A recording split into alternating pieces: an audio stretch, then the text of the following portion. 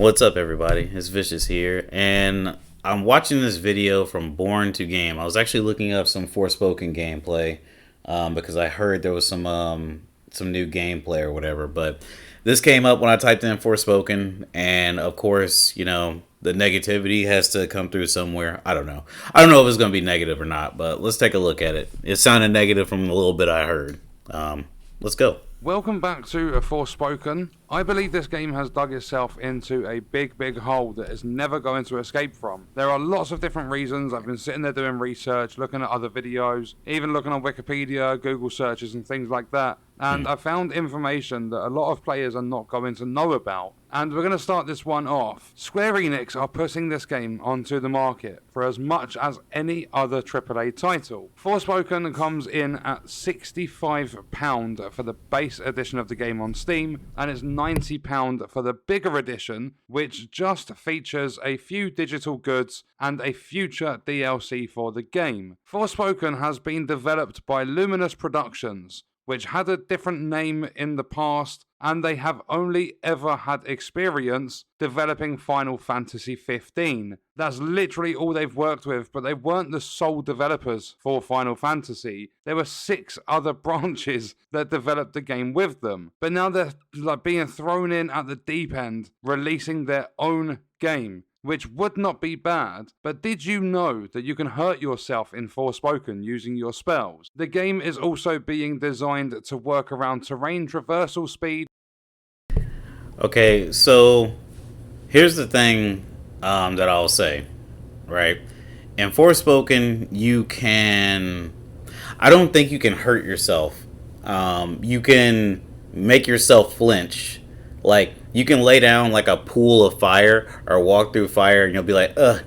But the difference between like that and what he's saying is there's no damage that occurs to the character. And honestly, so far with the spells and the demo, all of that stuff is avoidable. You just gotta pay attention. I don't like it any more than he does, honestly. And on PC, I'm sure that will be modded out. On PlayStation, you're just gonna have to hold that unless they take fan feedback. But otherwise, it's sort of like a non-issue. Final Fantasy 15 got like a bunch of Game of the Year offers and was one of the highest selling games in the franchise. And you could literally hurt yourself on there. You know, that's the game that he was talking about. Like, if you had a fire spell on the field, you would hurt yourself. You would like take life damage. If you did like the strongest ice spell in the world that you could do on Final Fantasy 15, you would hurt yourself continuously, and that game got praised out the ass. So I don't know what the difference would be. And fluidity, which means a fast flow. And if you're moving fast, you're going to be really prone to hurting yourself with your spells. And also, if flow is a focus, why do they not tell you that there are different ways to change your spells on the move? There's not been deep dives, at least recently, that explain the combat or anything like that. If there have been talks of the different features and mechanics of the game, they've not been anywhere near as efficient as they needed to be. And I've also heard that you don't learn about... The thing is, I think that there's a lot of people that might have like actually made tutorials on how to play the game and how the game works. Like, there's an actual demo out there. It's on PlayStation. If you don't have PlayStation, you're sort of out of luck and just have to like see how other people are doing it. I myself have a video of me playing Forspoken and talking about all the different things that you could do. And well, not talking about, like actually fighting like the hardest enemy in the entire demo. And you know, I did it without being damaged. I did like startle myself because the way the enemy moves, like I hit myself with like my spear, but it didn't do damage. Otherwise my rank would have went down. Your rank doesn't go down, so that's just false information. Dodging for a small portion of the game, but you can also skip that section entirely. So the demo has never in any way settled players into the game. It chucked you into the game at level 17 with no idea what you're doing. It didn't explain anything to you. It just gave you the game in front of you and said, here. This is the duality of a gamer. Like, there's this type of gamer who, like, you know, wants everything like spoon fed. Even on a demo, they need everything taught to them. Like, if you simply just go to the menu, if you go to the spells menu, it tells you how spells are used. Like, will it take a couple extra seconds? Sure, but like, what do you want to do? Do you want to learn dynamically? That's fine. I'm sure they'll teach you dynamically in the game, but you're in the middle of the game and they want to give you powers. Like, as I understand it, she starts off with the earth powers and then gradually goes to fire. That's her second power. And then you get the green, and then you get the blue magic. You go, learn it all yourself. Now, don't get me wrong, it was brilliant for them to release a demo on the PS5 for players to try. And I didn't even finish that. Like, there are Souls fans. The other duality is there are Souls fans that don't want any tutorial whatsoever. Their hand at the game and see if they like it. But I believe it's done the game a lot more harm than it has good, because there are so many people, and that includes people praising the game, that are still well aware that the game has the ability to turn you off after about 10 to 15 minutes of playing. There are so many people I have personally spoken to that have said after about 10 minutes they turned it off because they did not like it. When a game doesn't explain anything... Let me tell you something. I had some frustrations when I was playing Forspoken. But the frustrations I had was not due to not understanding how to do moves or how to traverse the environment. It was the flow of combat, which that's going to be the most frustrating thing at any point. If you play the game for 10, 20 minutes, you didn't understand shit. Like, if I didn't understand it, the fighting game player that fucking learns multiple characters on a fighting game and, you know, learns these different mechanics on different games, moves from game to game. You know, I play Devil May Cry and stuff like that. If I didn't understand it in the first 20 minutes, I don't think a normie who plays, like, Dark Souls or Call of Duty is going to understand it. Not that that's who he spoke to, but you understand where I'm coming from, right? That's also new players. When a demo chucks you in with no introduction to it whatsoever, is not a good This isn't look. from the demo, by the way. They should have picked another portion of the game. They should have set up that demo different. But at the like, same he's time, showing it was footage really, that's not really from nice the demo. of them to give players that opportunity. Unfortunately, not available on PC. I don't own a PlayStation 5, so I was never able to actually play the demo myself. But then you have Frey, the main character of the game, and she has no fully developed story to her whatsoever. And that's why I believe a lot of the game hasn't came out yet. The stuff regarding her story is probably being held behind the Deluxe Edition DLC, as it's a prequel story DLC. Because it's a story DLC that might be like extra DLC afterwards. You know, games do that. Dark Souls 3 had fucking 3 DLCs. It was still a full game. I hate this rhetoric because it's not very smart. Like, it's like you're trying to be clever by saying this is what the game studios are doing, and it's like you're getting full games. Ghost of Tsushima was a full game and it got DLC later on, you know. And there's plenty of games like that. BioShock Infinite was a full game. It had 3 DLCs. Like, what are we talking about here? And 3 of those DLCs were some story DLCs. Like, it's a DLC for an action game with story. That's what's going to happen when you get DLC. Sorry, you know. As she's in this game, she's always in this negative mood. She's constantly moaning about everything. And when you've got a character like that, I feel it needs to be explained from the very beginning. So the story writing is... It's a demo. Like, this is my problem with the critique of people that, you know, haven't played the game and just looked at that one preview and said that she's cringy. Like, I think that there's some things that she says is kind of, like, cringy, 100%. Like, she's a little too aggro towards Cuff, but other times she's very endearing with Cuff. You know, not endearing, but very caring towards Cuff.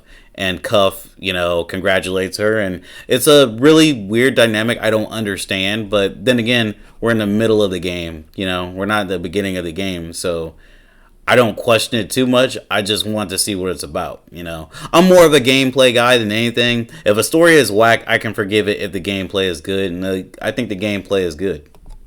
Either completely off or it's being gated behind. Should I put in some Forspoken gameplay? I think I will.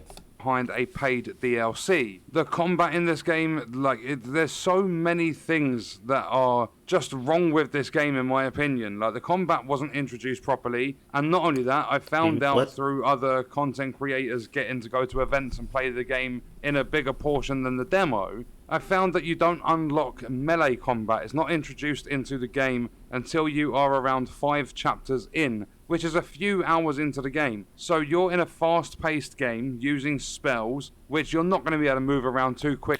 Is he assuming that it's a few hours into the game, or do chapters go fast? I don't know how fast a chapter is in the game, but I will say this. In Infamous 1 and 2, no, let me just say Infamous 1. In Infamous 1, you have the ability of lightning the entire game. Like, the entire game, you had the ability of lightning. There you go. And you can alter these lightning attacks. You can strengthen them. You can strengthen the attacks that you have for Earth.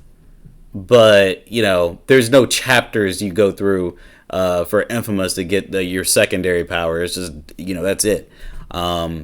Infamous Second Son was very similar. Like, you get the smoke power. It's a very long time into the game before you get the second power, which is Neon. And Infamous 2, it's been a while since I played Infamous 2. I don't like Infamous 2. I don't like Infamous 1. But, you know, the reason why I mention these games is because they remind me, Forspoken reminds me of Infamous. Quick using certain I love Second Son. I can't explain it. Infamous Second Son is the GOAT. And I don't like Infamous 1 or 2. That's just me. Spells, and then the melee combat for if you are moving too quick and you look at these cool spells this dude is talking about. And he's like, the melee combat. Like, dude, this is a game based off of spells mostly. Like, you talking about the melee means like very little, at least in my opinion, because Horizon Zero Dawn has melee combat. I don't think it's like that great. Like, it's better. I'm sorry, Forbidden West is better than Zero Dawn, but it's not that great to wait until overall. And I don't care about it. I don't care that there's some things that I could unlock in the beginning of Horizon. Like, if I had to tell somebody that was wondering which they level up first in Horizon, I would say not melee. Or around that sort of time.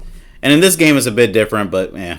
Until you can use some melee combat. But a lot of people, in fact most people, have also said that the open world feels empty. After you've taken in your surroundings, you've appreciated the art style, it very quickly becomes repetitive and boring. The game feels like... I feel quite the opposite. When I was playing the demo, there was always an enemy around to fight, and I don't know what people want out of open world games anymore, because you can have dozens of enemies around, and they just will just fucking be mad at it, you know? Like, in this demo, there's a couple of side quests, not a hell of a lot. It's like 3 or 4. There's some secrets that I found. There's some areas where you can do like these little mini games. Like, there's stuff you can do in Forspoken's demo.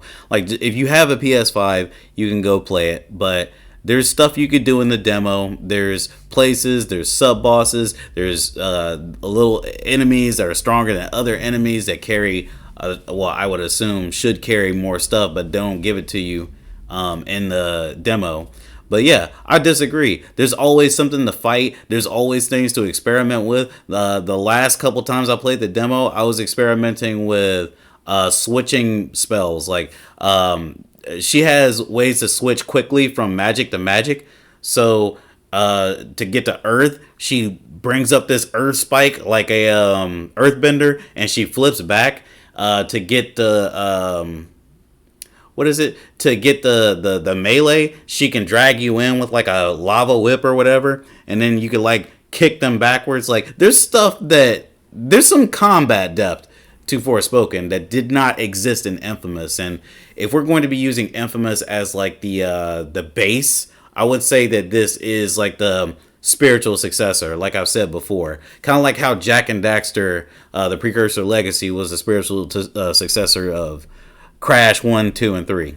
Like, it's having an identity crisis. I've said that in my previous video as well. It just doesn't know what it wants to be. is a mix-up of open-world, magic-based speed, and that's pretty much all it is. Also, when it comes to things like the lighting, I've noticed it gets very bright in bright areas, and it gets very, very dark in dark areas. And that's not in a good way at all. Like, it's too bright and too dark in certain areas. To the point Man, where this guy is just like wiggling all around. It's too bright. It's too dark.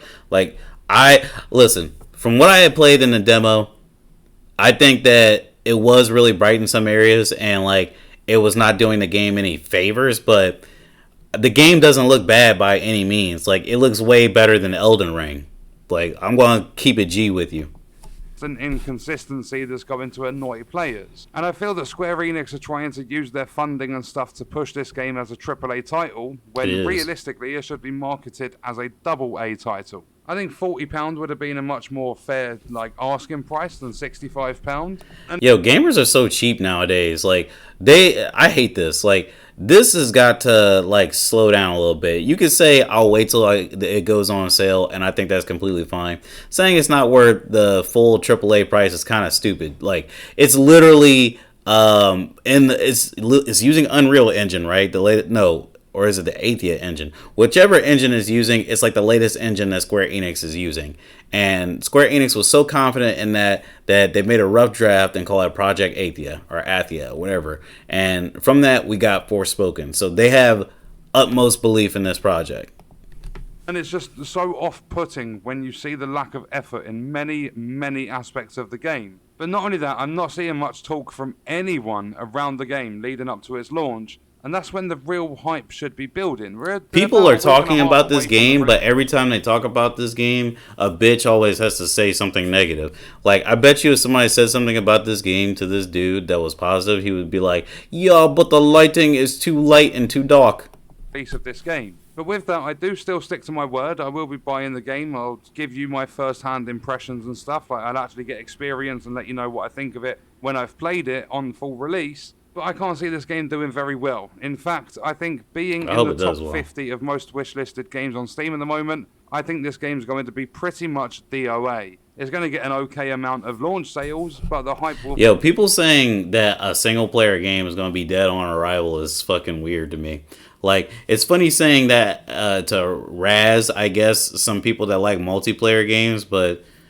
the fuck does this have to, like, you know what I mean? Like, dead on arrival means to me like nobody's playing the game with you. Nobody's going to be playing the game with you. Like, I understand what they mean. They mean that nobody's going to buy the game after it comes out.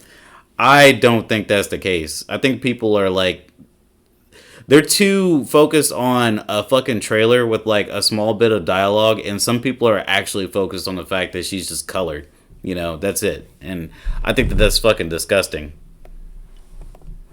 Will very quickly die down, and there's not going to be marketing and stuff that's good enough to push more sales, which is going to lead the game to die. By the way, I got like 20 hours on this fucking demo. Like, I spent some time on this demo in the combat. Like, this guy not playing it, I had to forgive him because it's like, okay, yeah, he didn't play the demo, but like, I don't know what your friends are doing. Like, they don't sound like reliable people to... like, you can't just, like, take the word of some people that just, like, suck at playing games. I'm sorry.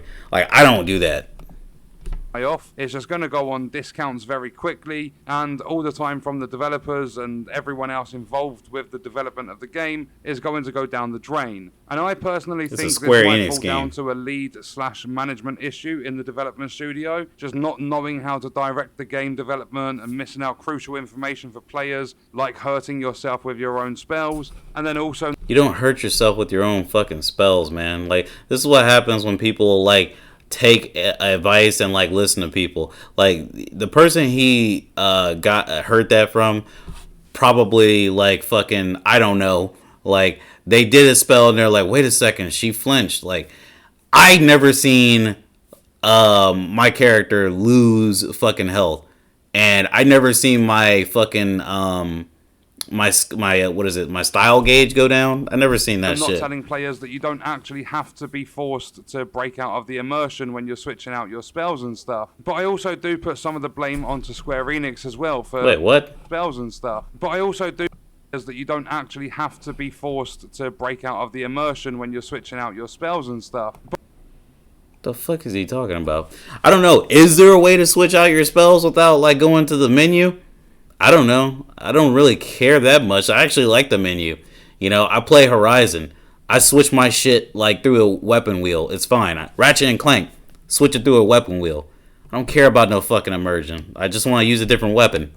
But I also do put some of the blame onto Square Enix as well for publishing this game as a AAA title with a full price to it, whether they've decided the price themselves or let the developers pick. Yo, this game might be like a good like 12 hours long in gameplay. And like this has got to stop in the gaming industry too. Because your favorite fucking game took you 100 hours to beat, like a lot of people took to beat Elden Ring. Stop pushing that onto other games. Not every game needs to be 100 hours, like brute forcing it, you know? If this game is 12, 14 hours, that's fine. Like, the demo area is already big enough. You know, I don't play Devil May Cry 5 for the length of the story. I play Devil May Cry 5 for the action and fun. But I do like its story. I definitely put some of the blame onto them, and it's definitely not going to sit well with players when key things have been neglected, like the melee combat and stuff, just being unlocked so late into the game. Man, he's not commenting on the NPC's dead face, and like that's actually bothering me more than anything. Like, this is legit. Like, her face, she looks good. Like, she's a good model, but like her face, like her eyes, like there's something going on there, you know. And obviously this is like an early build or whatever, and it might be fixed in the final version, but like all that fucking shit he was talking about and not even talking about like this problem here. He's showing it, but like, why aren't you talking about that? Combat is unacceptable in my opinion. It needed to be there from the get-go, or at least like. That's silly. That's a silly opinion, man. That's ridiculous, man. I don't know, do like a 20-minute prologue or something like that and then give players melee combat. 5 chapters in, like where has that come from? But that is going to do it for this video. I strongly believe that Forspoken's dug itself into a big hole that is never going to look at all these cool fucking enemies. There's not many people talking about it whatsoever from what I've seen. But that is going to do it for this video. Here's the thing. I don't think Forspoken is going to be dead on arrival, and I'll go on record saying that. I don't think it's going to be like Dark's like fucking Elden Ring successful. I don't even think it's gonna be God of War successful. God of War cleared like 5 million copies in like 2 weeks. Horizon Forbidden West cleared like 5-6 million copies. I think something like that. A large amount of copies. The simple fact that this is a PlayStation exclusive means that it's probably gonna do well. Just for the simple fact that people want more exclusives than they want. They just want more stuff like that, and they want to show how much they like the system with their dollars. There's a lot of PlayStation fanboys that are going to buy it, and there are people that have nothing to fucking play on Steam in January. Like, can I be blunt? I don't think there's anything coming out in January for Steam besides what we got. We got Forspoken, and what else is coming out on Steam? I don't know. I haven't been keeping track of like what else is releasing for Steam. I just know that this is coming out and Hogwarts Legacy, and this is coming out this month. Like, you think Hogwarts Legacy is going to take it? I don't know. There's a lot of Hogwarts fans out there. Even though there's like a fucking hate campaign going out about it, but that's like a whole nother thing. I've already mentioned that in my Immersive Arcade video. Let me know what you guys think. I think he's kind of ridiculous, especially about the hurting yourself part. That's a little nuts. Like, you don't hurt yourself, you just flinch, which is still not good, but you have Steam. You're crying about something that's going to be modded out more than likely. Anyway, should I put up some videos? I don't know. Just for posterity's sake, I figured I'd show you guys what that dude meant when he said that you could hurt yourself on the Forspoken demo.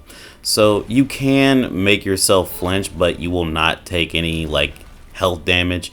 You know, like I said before, this isn't Final Fantasy 15 where you do the strongest spell you could do in the entire game and you're damaged the entire time you're doing it because you're standing close to the enemy. You just flinch, and this is the worst that happens. And I don't like this. Don't let me like make it seem like this is great, but it's not going to damage you. And honestly, it'll probably be modded out for PC, and for consoles, we might just be stuck with this unless they decide to update it. But it's not going to hurt you if you know how to play the game well, which I'm going to show off a little bit of my gameplay and talk about it.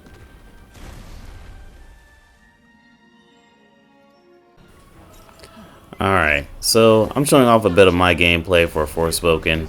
Honestly, I don't think that, I'm in tip-top condition because I haven't played this in a couple weeks. I do have over 20 hours on it because I was experimenting with things, which, again, like I said, you can't just play this game and play it for 5 minutes and be like, oh, well, yeah, I think I've mastered it, because like there's a lot of things that I didn't know about. Like, for instance, as you're seeing there, what I did was I did a dodging attack, and when I dodged and did the attack, I gained a quick charge for my offensive spell.